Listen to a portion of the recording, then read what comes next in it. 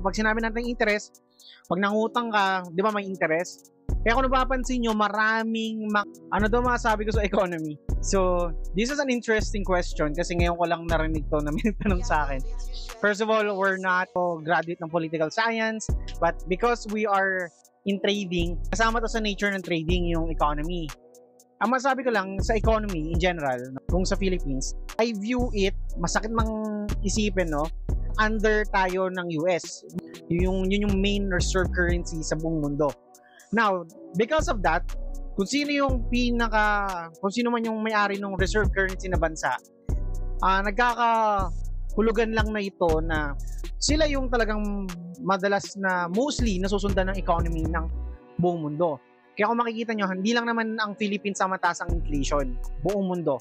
And right now, US is trying to decrease their inflation sa pagtataas ng interest doon, no? So, pag sinabi natin interest, pag nangutang ka, di ba may interest?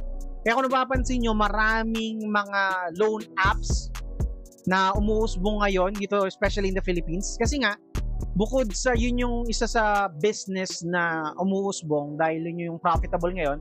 Kasi most of the businesses, kailangan ng pera. And dahil marami ang unemployed, no?